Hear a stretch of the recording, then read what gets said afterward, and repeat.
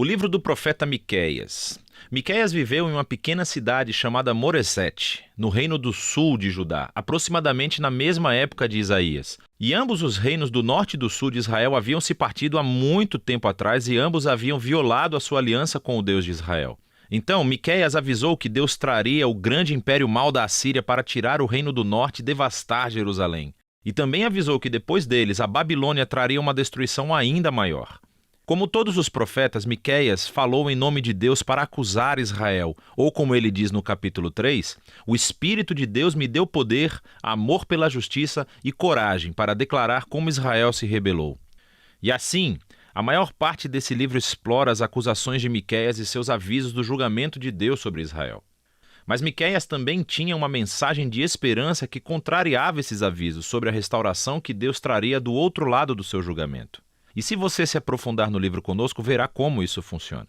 Assim, as duas primeiras sessões do livro desenvolvem as acusações e avisos de Miqueias contra Israel e seus líderes. Então a primeira parte começa com a descrição poética de Deus aparecendo sobre Israel.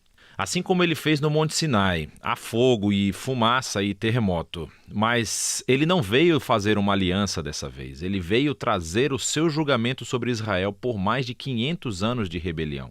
Miqueias continua e nomeia todas essas cidades e aldeias em Israel que são os culpados de toda essa rebelião. Deus está vindo para eles. Mas por que exatamente?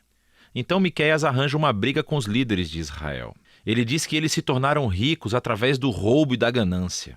Ele alude à história de Acabe, roubando uma vinha da família de Nabote em 1 Reis capítulo 21. Mas também é porque os profetas de Israel são corruptos.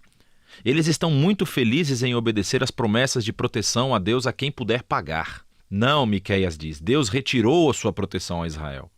Na segunda sessão de acusações, Miqueias descreve ainda mais como os líderes e profetas de Israel juntos cometeram uma injustiça grave. Eles administram a terra por meio de suborno, eles fazem justiça para favorecer os ricos. E os pobres são privados de sua terra, sua segurança e sua esperança. E tudo isso é uma violação das leis da Torá, que declarou ilegal vender terras pertencentes a famílias mesmo que sejam pobres. E assim descobrimos que o julgamento de Deus tomará a forma de uma nação opressiva que vem para destruir o reino do norte e Jerusalém, e o seu templo, que será reduzido a ruínas. Agora, essas são advertências muito rígidas e não são a palavra final. Cada uma dessas sessões de aviso é concluída com uma promessa de esperança impressionante. Então, primeiro há um poema sobre como Deus é como um pastor que vai resgatar e reagrupar o seu rebanho, que é o remanescente do seu povo. E ele vai trazê-los de volta para um bom pasto e se tornar seu rei mais uma vez. A segunda sessão de advertência é concluída recuperando essa imagem do templo arruinado de Jerusalém. E Miqueias diz que isso não será permanente. Um dia, Deus vai exaltar o seu templo, ele vai enchê-lo com a sua presença e encher a cidade com o remanescente do seu povo. E assim, o propósito de Deus é fazer de Israel o lugar de encontro do céu e da terra, para que todas as nações cheguem a Jerusalém, onde Deus se torna o rei de todas as nações, trazendo paz à terra. Agora, esses dois poemas conclusivos de esperança são muito poderosos. E a próxima sessão do livro realmente os desenvolve ainda mais em uma série de poemas lindamente concebidos, que são inteiramente sobre a futura esperança de Israel e das nações. Assim, aprendemos que depois do ataque assírio, Israel será conquistado e exilado para a Babilônia. Mas a partir daí, Deus vai restaurar o seu povo e trazê-los de volta para a sua terra. E então aprendemos que na Nova Jerusalém um novo rei messiânico da linhagem de Davi virá. Ele nascerá em Belém e depois governará em Jerusalém sobre todo o povo restaurado de Deus. Finalmente, nesse reino messiânico de Deus, o remanescente fiel do povo de Deus se tornará essa bênção entre as nações. Mas ao mesmo tempo, Deus trará a sua justiça final e removerá o mal do seu mundo. A seção final do livro retorna a esse padrão de advertência, seguido pela esperança que vimos nas primeiras partes do livro. Então, Miqueias expõe novamente as práticas econômicas injustas dos líderes de Israel e como está destruindo a terra e o seu povo. E aqui Miqueias oferece as suas famosas palavras que resumem o que significa para Israel seguir seu Deus. Ele te disse, ó humano, o que é bom e o que o Senhor requer de você: fazer justiça, amar a misericórdia e andar humildemente com seu Deus. Isto é exatamente o que Israel não tem feito, e assim eles virão à ruína.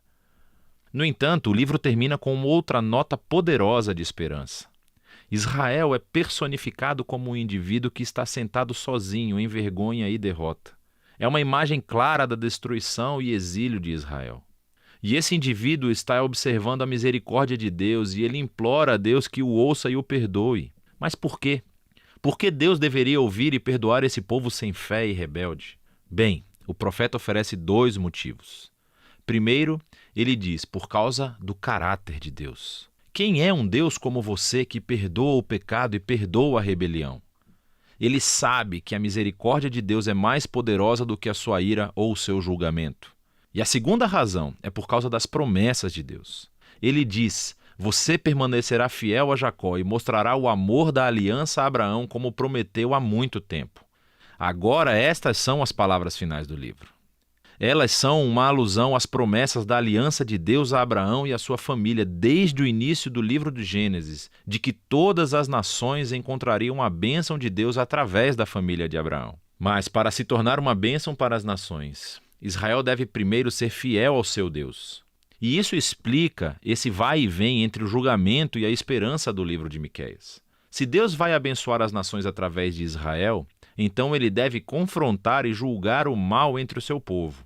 Mas o julgamento dele é o que leva à esperança, porque o amor e a promessa da aliança de Deus são mais poderosos que o mal humano.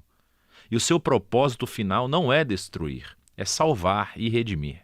Ou, como as frases de conclusão do livro colocam, Deus se deleita no amor da aliança, então ele novamente mostrará compaixão. Ele vai esmagar o nosso mal. Ele lançará os nossos pecados nas profundezas do mar. E é disso que trata o livro de Miqueias.